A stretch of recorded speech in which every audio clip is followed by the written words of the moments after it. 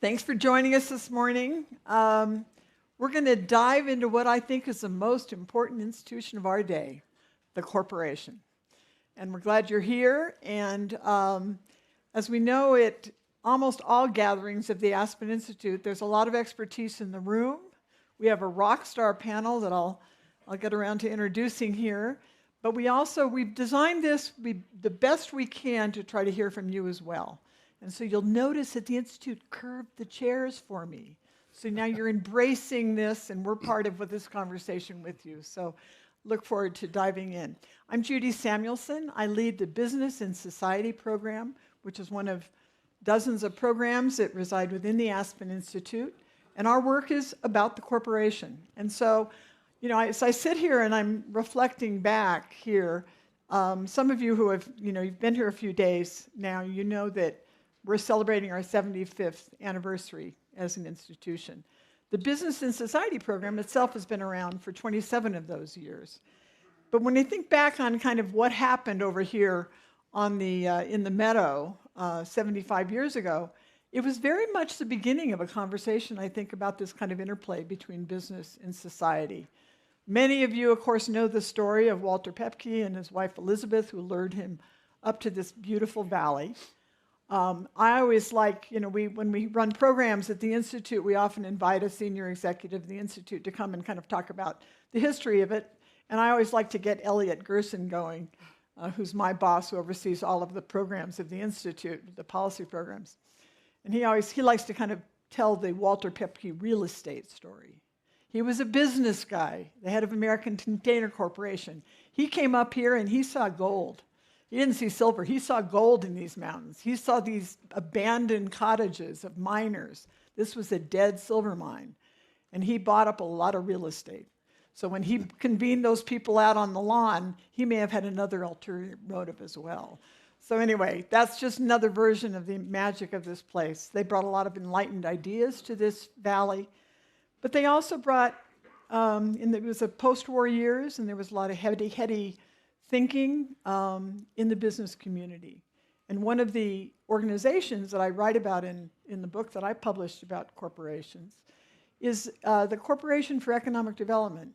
In the post-war years, CED, which was a network of business people, reached out across the country and through their networks, way pre-internet, organized in every kind of city of any size in this country, business community interest in creating jobs for the guys when they came home from the front. They started working on this in 1943. And by the time they came home, they did end up creating something like 5 million jobs. They did this for enlightened reasons, but they also did it because, of course, they knew that if they didn't create those jobs, we could end up going back into another recession post-war. So that is the kind of enlightened thinking that I think all of us would agree is part of this conversation and that we'd like to see more of from business. But we find ourselves in interesting times, and I'll just say a little bit about the Business and Society program. If any of you are interested in learning more, I'm happy to join you for a cup of coffee out in the patio afterward, and we can dig a little bit more in. But we basically organize our work around the idea that business is the most important institution of our day. We need business at the table to solve our most enduring and complex problems. We need business's incredible problem-solving skill, its global reach and distribution systems. We need its thinking, its planning, its scenario planning. We need all of these skill sets that business has in abundance. And if we're not careful, of course, we get results that we don't want. And so the design of the corporation is very much at the center of our work. So just a couple of things. First, principles. I think this is a moment where there's a real reckoning. David Leonhardt here from the New York Times is one of the people who writes about business and economy. Latha Reddy from Prudential Corporation has been in corporations for a long time, decades. And Brooks Entwistle, who is the vice chairman, actually, of the Aspen Institute's Board of Trustees, but also has spent much of his career in Asia. And he is here with a incredible background, which you can dig into, but which spans finance and technology and corporations. And so we've got a rock star panel here, but we want to start with you. But I want to lay the ground with two ideas. I do think this is a time to kind of rethink or to step back again to the kind of foundational questions. And the most important one is to remember that we, the people, grant the license to business to operate. Corporations are licensed by states. How many of you have worked in or adjacent to a public company? All right, we got a lot of expertise in this room. Shareholders, the law that governs most public companies is Delaware state law. That's a pro-business, considered a pro-business court, and corporations naturally gravitate to Delaware, and it kind of becomes a national license to operate. But it's important to note that under Delaware law, shareholders don't own the corporation, in spite of that being part of our language. The corporation owns itself, and shareholders, of course, have important rights. They own shares of stock. They can exit. They can come in and out as often as they want. But the corporation itself owns itself. The corporation owns itself, and the fiduciary duty of the board is to the corporation, not to the shareholder. And Delaware law has something called the business judgment rule, that as long as the board is clear about where they're going and that it's in the long-term interest of the enterprise, they have the degrees of freedom to make risky decisions and important decisions that may or may not be in the short-term interest of the shareholder. So it's all about time frame. The second idea is that the purpose of the corporation is determined by the corporation itself. When you take out a license to operate, you say what your purpose is. But purpose is truly revealed. I'll only go with the one sad story here. If you think about Boeing and what it's been through in this last 10 years, it has an enlightened purpose on its website, but there was a point in time where their real purpose was beat Airbus. And I think we saw some of the tragedy that's come from too narrow and too short-term thinking. It will change, it needs to change, and this is an important brand that we hope will be restored and come back to its full capacity. So with that, end on the idea that you've been hearing a theme of optimism this week, if you've been around. And so we want to lean into the optimism, but Tony Romero, who was sitting as the head of the ACLU and was sitting in David's chair a couple of days ago, put forth the idea that optimism is not needed to take action. Taking action is what leads to optimism. And so I want to lean into that idea for a little minute. What I'm going to ask you to do now is, just so you know your neighbor, don't bother to introduce yourself, we don't have time for that, but we're going to take 1 minute and just share one thing with your neighbor that you wish you could see from business. What's a hope you have? What's the action you wish business was taking in this moment? 1 minute. You get 1 minute. Right, or I would do it.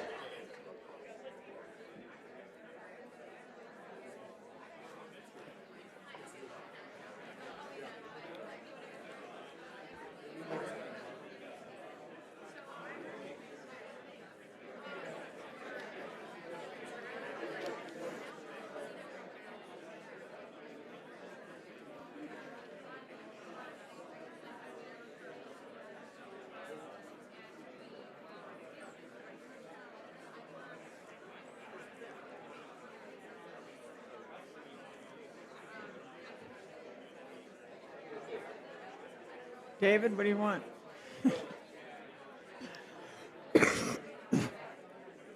I think I'm still wired in.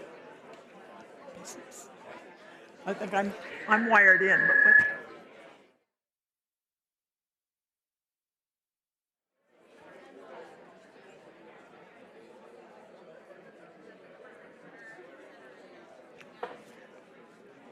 Okay. So we have a few mics. Where are the mic runners? 1, 2, 3. I see 3. Excellent.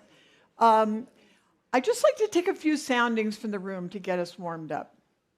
Something that you can share about why you came to this conversation this morning, something that you could envision you would really want to see from business in this moment. Sorry. Did I see somebody? There's one. Here's a mic right up here. There we go. And you got one back there, too. Thank you for having this discussion, Alex Vimman. So, frankly, I think, from my understanding, corporations have prospered and flourished in the unique environment that the U.S. as a whole has fostered. And having them realize that their stake is in the greater good would be a huge transformation away from quarterly reports and estimates to something that's long-term vision for... Would you like a job at the Business Society program? Excellent. Thank you. He did it perfectly. That's how much time you each get. There's one in the back. Yes. I went to Wharton in the 80s, and we were taught in management about stakeholder values, which included employees, communities, the planet, and shareholders. And sometimes shareholders was last for companies like J&J. Now all I hear from anybody is shareholder value, as though that's law. And I wish we could return to the purposes you were just referring to. Well, it's not law. It's not law that's holding us back, but we could talk out on the patio later about some other design problems. Yes, over here.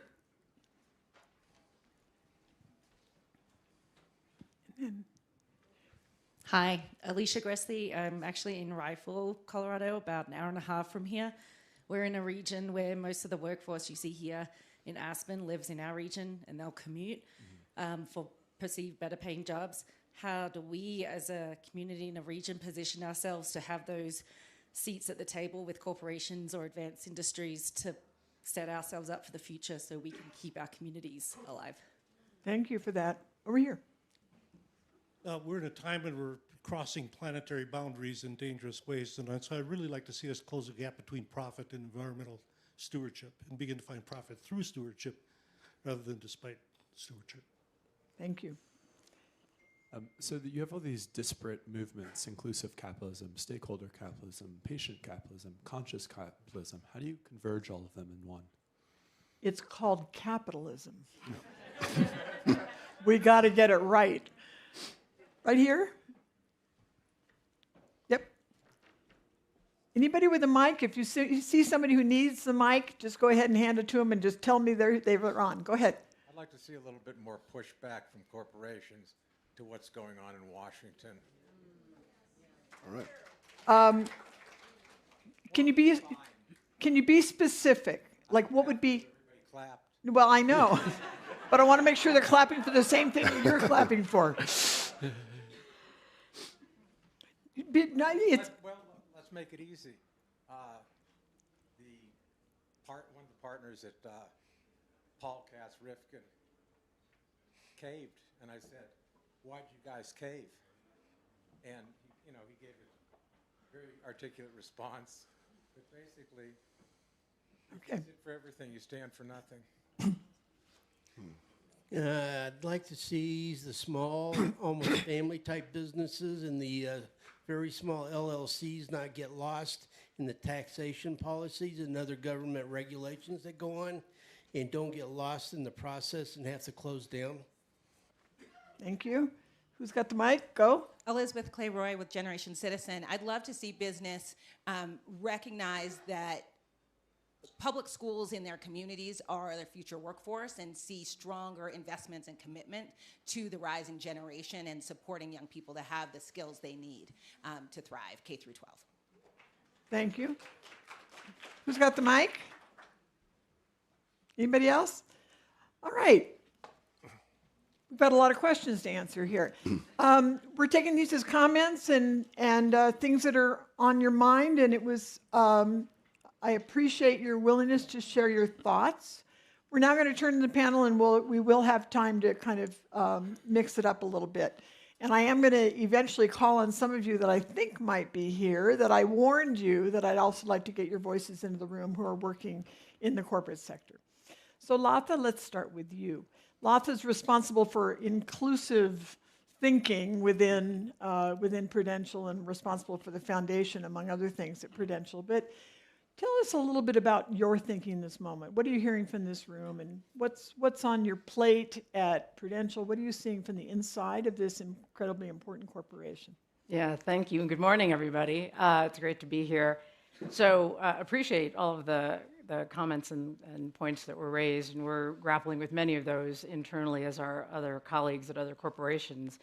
And for Prudential, we take that original charter of business to drive progress in addition to profit very seriously, and try to uphold that aspiration every day. The things that are top of mind for us, and I'll just kind of highlight a few key things. One is building and maintaining trust in this moment with, keeping the faith with all of our stakeholders. It's how do we, for us as a financial services company, we care deeply about economic mobility, financial security. How do we continue that work in this moment in the face of the pushback that we're all experiencing? And then related to that, how do we future-proof that work? And in essence, how do we embed it into our business model? So how all the thinking that we're doing and all the insights we're getting from our societal investments, how do we bring those inside, share them with our business leaders so that we're showing up differently in the marketplace and able to serve more people in more places with the solutions that we offer? Is there anything you could share, Latha, about, give us a specific example of something that comes under your remit? Sure. So on that last point of embedding, a couple of years ago, we launched a holistic business strategy called Blueprints to Black Wealth. I'm the co-executive sponsor with the president of our individual life insurance business. And it's about expanding access to Black Americans for wealth building opportunities. So ultimately to build wealth, and through our solutions and the suite of solutions we offer, as a way to grow our business as well. It's a segment that's underrepresented in our customer base. It's a segment with real purchasing power. They are underinsured and they want more insurance. And so how do we think about, putting all that together and meeting people where they are? And so it begins with, again, building trust, and showing up in the community, meeting people where they are, understanding their aspirations, hopes, and dreams, and then how do we help position them financially to achieve that? And we do that through authentic engagement, through trusted community partners. Our financial advisors are showing up in these communities, meeting with people, understanding, again, their needs, and then working with them on any number of things to help move them along the continuum. So it's a real business strategy. It's running through the P&L of that insurance business. But it is holistic in the sense that it is engaging us in the work that we do every day around societal impact and working with partners on the ground. Has there been any change in the thinking? Excuse me, I have to cough, and I don't want to cough too loud in the mic. Is there anything that has shifted in the last, let's say, 2 years about your thinking about this program? Are you getting more pushback internally about the priorities? Is this a live conversation? Is it all just going on beautifully at Prudential? There have been ongoing live conversations, and I would say no pushback, but questioning, as we all should be questioning, What are we really trying to achieve? And maybe that's the kind of bright light, if there is one, in this moment, which is getting really clear and articulating very clearly, the impact you're trying to have. Is what you're doing actually aligned to that? And if so, how can you keep doing it? And so those are the conversations we're having. But again, this is about customer growth, growth for our business. And ultimately, that's probably the safest ground we can be on. Brooks, over to you. You and I have known each other. We're reminiscing about some of the things that we used to do together when we were working on business education in the first years of the Business Society program. What are you seeing from your seat here? You've spent your time in Asia, but you also have worked, of course, deeply in U.S. corporations and Goldman Sachs for 20 years, I believe. So tell us, what are you seeing? What's changed? What are you seeing now? Great, thanks. And it's great to be on this panel, and thanks for the terrific audience today. It's a beautiful morning. I'm going to hit the first one just as, because it came up a couple times in the questions, as a public company board member. And I sit on the board of EQT, which for those of you who don't know is one of the largest private equity and alternative asset managers in the world. It happens to be based in Europe, Stockholm, and is a product of the Wallenberg family, the industrial family in Sweden. It's a sixth-generation family. Importantly, deeply embedded with values around sustainability, building long-term businesses, and doing things right, truly believing that doing good is good business. And so we have had a very interesting time over the course of the last 6 months, like any public company board, as we think about a new environment that has arrived in the U.S. And I'm sure if there are other board members in the audience, your spring meeting when you were putting out your annual reports, or in our case, what had been one of the largest sustainability reports done by a public company over years and something we prided ourselves on, you took a moment to think about really at that point what you were talking about in your values. And for us, it was a very short conversation. We build businesses and own majority businesses all over the world, Europe, Asia, and importantly, the US, and take capital from all over the world, from the US, the Middle East, from Asia. And so we have to draw a fine line. We're playing a global game, and we're in an environment where some of these issues, sustainability, things like ESG, have been pushed back on in certain environments in the last 6 months. But our strong belief is we're playing a long-term game. You need to stick by your guns and really build for the long term. And yes, we call things a little bit different. There's a little bit of a nomenclature game going on as it relates to talking about inclusion and thinking about, just certain words that have become almost trigger words in the press for the business community.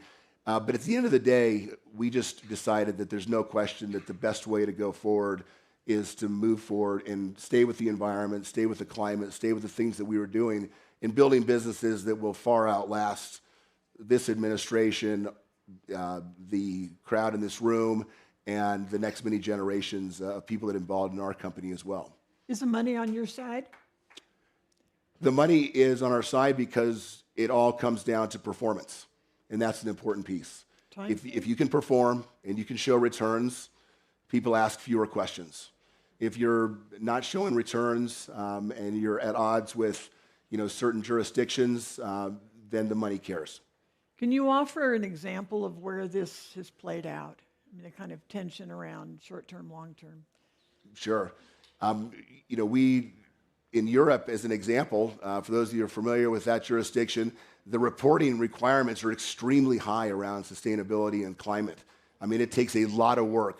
The ISSB requirements, the International Sustainability Board requirements are very high. And that's why you put out this report. That's why each of your businesses, what they're doing from a sustainability standpoint, what they're doing from an equitable standpoint, which is a word that we think about as relates to the diversity within the companies themselves, the board, at the management level, at the employees. All these things have to be reported in many of these jurisdictions that we still operate in.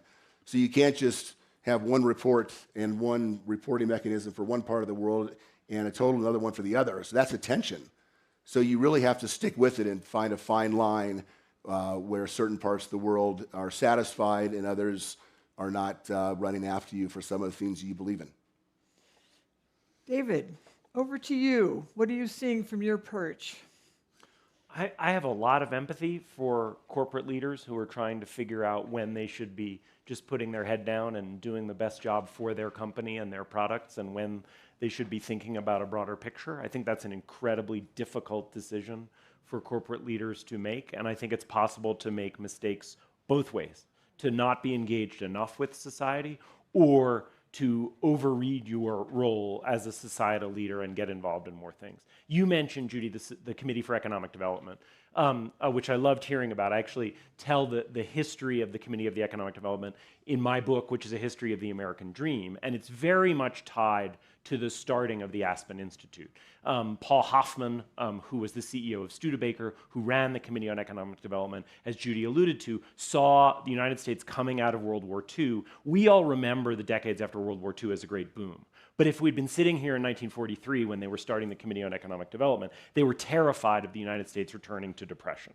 It had been at that point more than 15 years since the United States had had peacetime prosperity. It seemed impossible. And so they did what Judy described. They basically started this grassroots movement to get local businesses to head into the post-war period with optimism. And for them, that was something that was above the line of when corporations should get involved with an issue in society that was important enough. They lifted up from their individual businesses. Paul Hoffman spent a lot of time not thinking just about Studebaker cars, but he spent time thinking about how we can ensure post-war prosperity. And I think they were right that was the kind of issue that businesses should get involved in. And what I've seen over the last couple decades is businesses make a mistake on each end.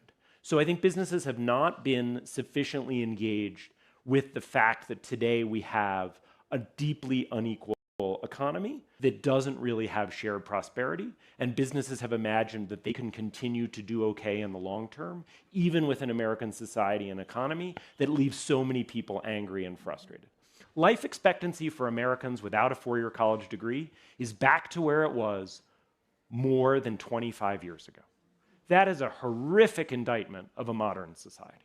If you have a college degree like I do, your life expectancy and the people in your family's life expectancy has risen, but for people without, it hasn't. And that's a version of capitalism that just hasn't worked. I think business hasn't been engaged enough with that. I think business hasn't been patriotic enough. We've heard too many things from business leaders saying, I'm citizens of the world, instead of, I'm citizens of the United States of America, where my company is based, and where I get massive advantages for being here. And then I think in recent years, businesses have sometimes actually gone too far to get involved, and have sometimes sounded a little bit like elite progressive activists, if we're being honest.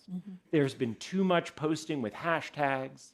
There's been too much talk, even sometimes about environmentalism, to workers who say, I'm struggling to meet my bills. Don't tell me about a problem 20 years from now. And I care deeply about the climate.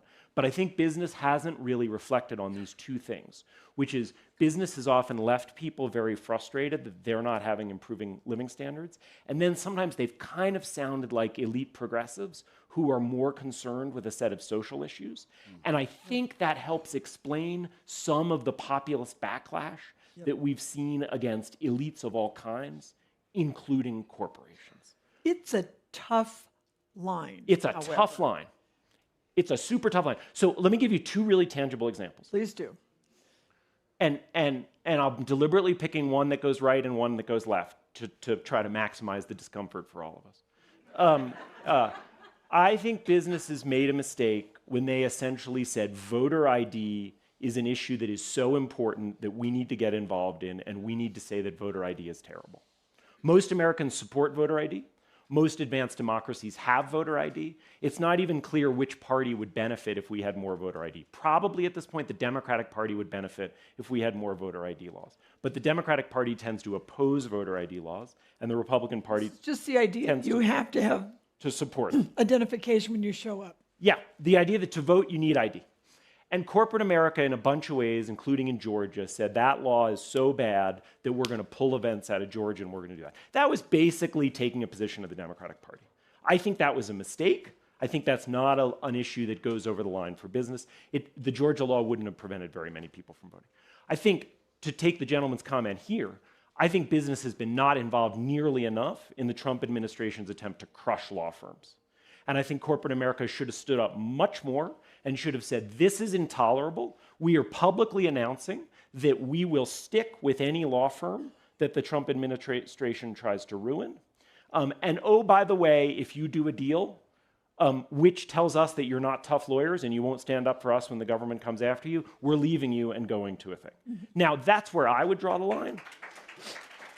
I completely understand that other people might draw the line in a different way. I very much see the argument, even though I disagree with it, that voter ID is an existential thing and a company needs to do. So I think business has an incredibly difficult job in figuring out where the line is. But I would just ask business to reflect on this idea that it is played into the populist backlash, both by not providing the kind of wages and benefits and living standards that allows most Americans to have consistently rising living standards, and then sometimes coming off a little bit too much like an Ivy League version of social liberalism with its social media posts. That is a toxic combination. What's your reaction? Well, I think there's a real onus on the business community to explain why they exist and what they're doing. I give very specific examples.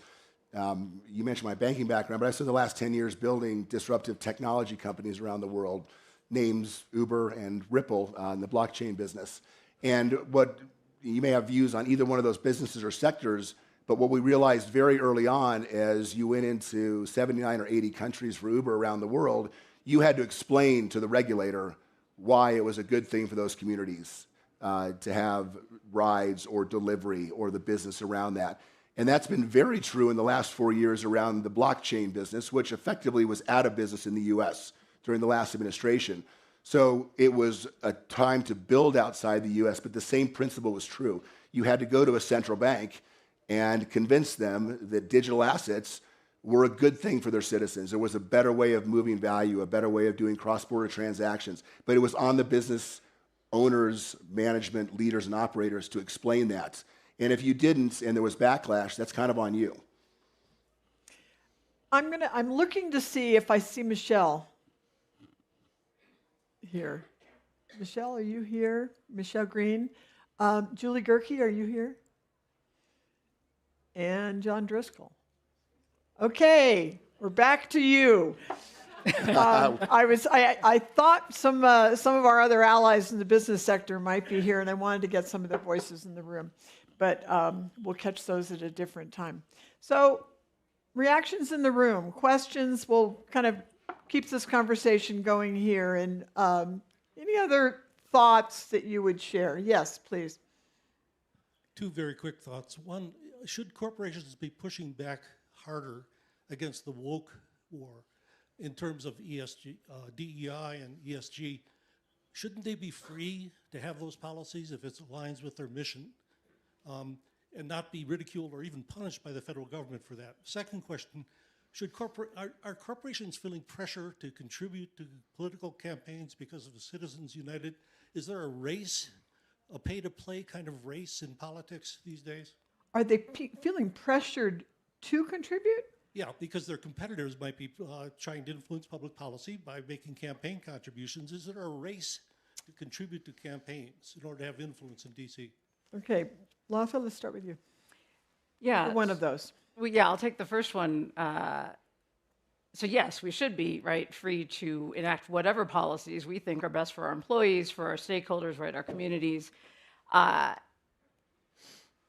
frankly, what we've seen is when you take the time to explain why you were doing something, the reaction is quite positive, whether it's from shareholders, and you've seen this, in the shareholder proposals that have come forward. They've been defeated by 98% to 2 in almost every case, because once people understand what you're actually trying to do, why you're trying to do it, and that it benefits everybody, people are incredibly supportive. And so the onus is on us to actually explain, And you mentioned terminology, and I'm of the mind, I don't care what we call it. We've been doing this work for 50 years. It's been called racial equity, it's been called inclusion, DEI, CSR, ESG, but the work has remained the same. And so to me, it's most important that you thread that needle, and I appreciate your comments, David, because it's almost an impossible situation, for corporations right now.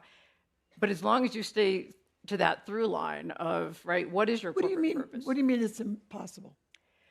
Well, you're never going to make anybody happy, and maybe that means you're doing the right thing if people on both sides are unhappy. But every decision you make, there's going to be somebody who's cheering you on and somebody who's saying, what are you thinking? Why are you doing that? It's not enough. And so the only way you can kind of manage through that is by understanding, again, what you are here for, who your stakeholders are, staying true to that, and actually doing the work. I would say some corporations are doing some of the things you've mentioned, which I agree with you. They just haven't talked about it, And so what's most important is that we're out there raising our head, being very vocal about things, which then falls into the camp of, that woke part of it, where you can be accused of that, or is it more important to just do it and do it well and create the impact that you actually want to have? I think with the law firms, I think it can be both. I think it's really important to stick by a law firm under assault. I also think it increases the benefit if a company comes up and does that, because every time one person is courageous, it makes it easier for another. Yes, I think there is an arms race on Citizens United. On your first question, look, I think actually these diversity questions are a classic example of something in which we're getting it wrong, actually a little bit in both ways. Corporate America isn't nearly diverse enough. I mean, the lack of gender diversity at the top ranks of corporate America is fairly shocking in the year 2025. And I would say, in particular, the lack of progress in terms of Black Americans in particular, given the incredible discrimination, sustained discrimination in this country against Black Americans over decades and centuries. I think we still haven't done nearly enough to address those gaps in particular. Having said that, the certain ways we've done diversity have proven quite unpopular. And we live in a democracy, and we should reflect on that fact. Affirmative action went on the ballot in California, and it got thumped. It lost in Asian neighborhoods, it lost in Latino neighborhoods, it lost in white neighborhoods, and it did worse in Black neighborhoods than the Democrats at the top of the ticket. So it can simultaneously... Kind of against the narrative somehow. I'm sorry? Kind of against the narrative. Yeah, against the narrative, right? And so simultaneously, it's the case that corporate America needs to do a lot more on diversity And the policies that we've had do not have the support of the people, and we live in a democracy, and we need to take that very seriously and reflect on why that is and make changes to them.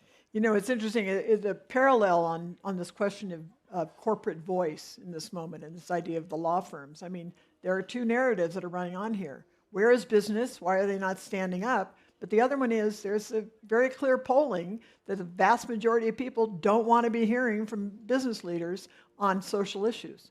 So these things are tensions that continue to flow through this conversation. My name's Judy Spreiser. I'm a director on 3. Another Judy. Let me guess what decade you were born in. 1953. I'm within a year of you. I won't tell you which way. Hey, Judy, go. Anyway, so I'm a director on 3 public company boards, and it's been very... Tell us which ones. Allstate, Newell, and Intercontinental Exchange in Atlanta. Pretty big companies. Anyway, we've been through some interesting ringers with DEI. In all 3 companies, the board felt we were just doing the right thing by DEI and happily monitoring management's progress in these areas. Then comes Robbie Starbuck, and I mean... Tell everybody who he is. Well, I don't know personally. Who is he? He's the guy who came out and said DEI is wrong, and we're going to rally and vote against directors that support it. So what it did in my case in all 3 situations was created the opportunity for some really good soul-searching conversations in the boardroom. And what should we stand for? Where should our allegiances lie? And at the end of the day, in all 3 cases, we did one good thing and one bad thing. The good thing was we decided to stay the course and pursue what we believe in. The bad thing is we said we just can't talk about it as much as we used to. I'm not sure what to do with that last part. Well, meaning what? What did that mean to say we're not going to talk about it? We used to publish these wonderful reports and why the progress we're making in these communities and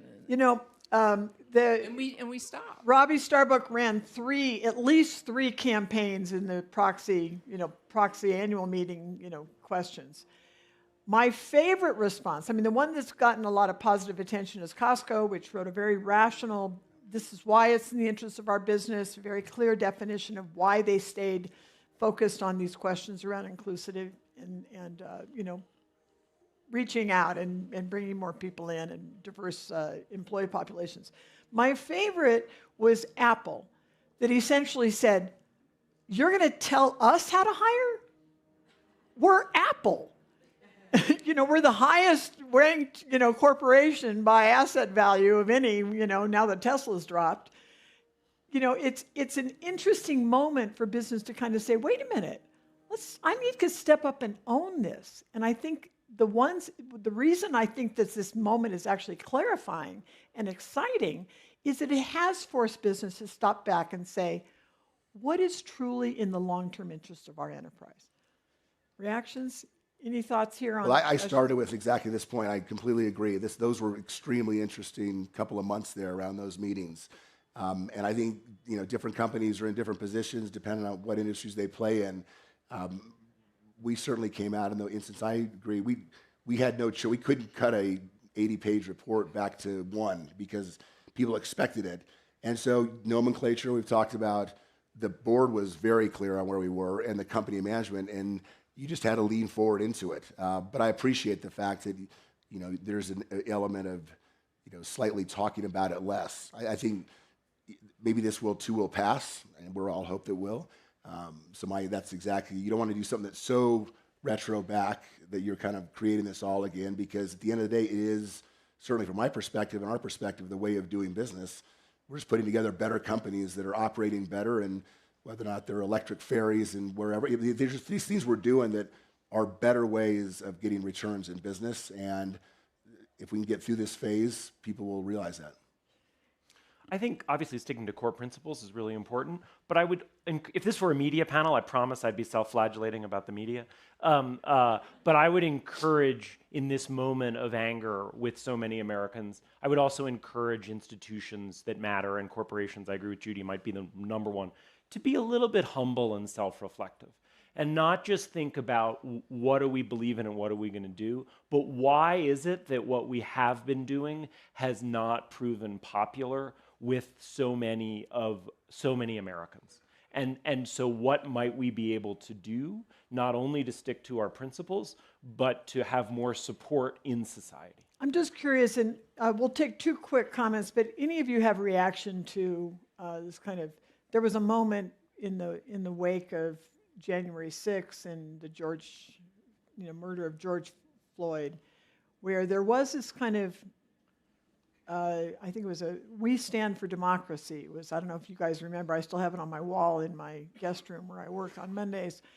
"We Stand for Democracy," 2 pages of the New York Times listing 700 different executives who had stood up and essentially say, we need to stand behind democracy here. We're not seeing that now. And I'm not so sure our trade associations or the business roundtables of the world are really equipped or leaning in to these fundamental questions. Any quick reactions from any of you? And I'm going to take 2 other soundings from the room, and then we'll... I think part of it in the last several months has been the... Because there is safety in numbers, is what I want to say about the law firms, right? Yeah, it's going to take collective action, right? I think there are very few corporations that are in a position to stand up singularly, right, on their own and say something. But I think I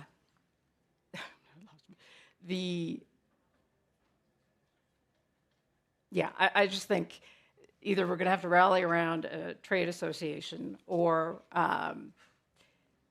I don't know that trade associations are built for this. My problem with trade associations, they feel like lowest common denominator. Yeah. Well, I think it's so it's been the rapidity, right, of the rapid-fire nature of all of the executive orders, all of the things that have happened that in some cases have prevented us from seeking out, because you don't actually know what the executive orders are saying, what the laws are, whether they're going to change again based on all the lawsuits that have been pending. And so that's the real point, right? I think it's been difficult to react in the face of that kind of chaos. All right, 2 quick comments from the room. You already have a mic, and somebody else already has a mic. Who is it? I think I promised one back there. Go. In a world where certain words are trigger words for procedures that may or may not have logic, where equity, diversity, women, BIPOC, and all of those words were trigger words for some NIH grants that were sort of removed. And as a woman of color, as a person who is an immigrant, there are moments where I'm like, I don't care if you have to call it like banana orange ice cream, if I get to do, the things I want to do. And then at the same time, the flip side is like, words are powerful and they are important, and coming up with the taxonomy to talk about the movement is part of this progress. And so I want to get all of your thoughts on the 2 ends of the spectrum, repackaging it so we can do the thing that we want to do and get through this time, and at the same time, are we asking leaders to lean further into it when there are already like detectors and radars for that? Thank you for that. And who's got a mic? I've got a mic here. Okay, and we'll take you as well. Go ahead. Quick comment.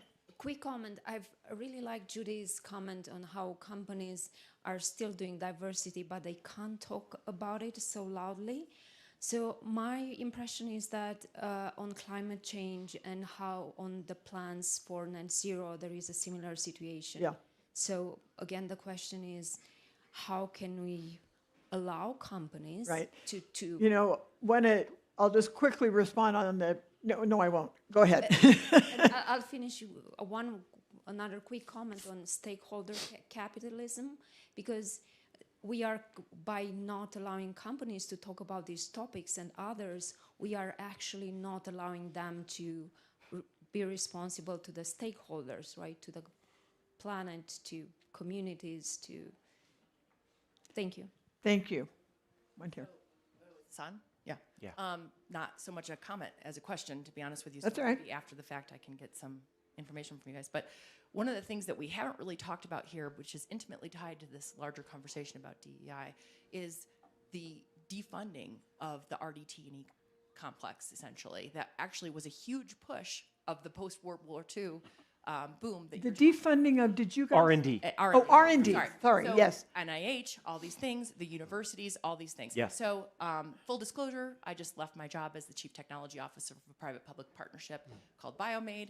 I'm very interested in what's going to happen in that space. Yeah, and actually, I think corporations have a role in standing up and saying, we need this to be funded because it is actually something incredibly important for us to be able to move forward, have innovation, make money, do all these things. Yeah. So we'll take one last comment from each of you. Challenging times, there are many responses by businesses in many different forms. The thing I would have you looking more deeply at is the B2B companies that don't have the big brands, but are completely and totally all in on climate. They see innovation, they see opportunity, they see competitive advantage, and they have to be long-term thinkers, and they're serving B2C companies often, and we don't really see the work that they're doing. And I invite you to kind of join with us in understanding some of these incredible examples of what companies are doing to really get ahead of the curve. Last comments from any of you? And in response to her, R&D? Well, I think people can take hope in what, Judy, your point was about the richness of the conversations that are actually happening inside of corporations. And you don't get to see that, but they're happening. These are real people grappling with really tough decisions. And I think connecting to your point about the taxonomy and how we redefine what we're talking about, I think those conversations are leading us there. We're not quite there yet, but being much more precise about what we're trying to accomplish, why we're trying to accomplish it. It's not DEI for DEI's sake. It's to a larger end that is about societal good, will serve us well in the long run. Brooks? I think this notion of nomenclature this stuff is still going on.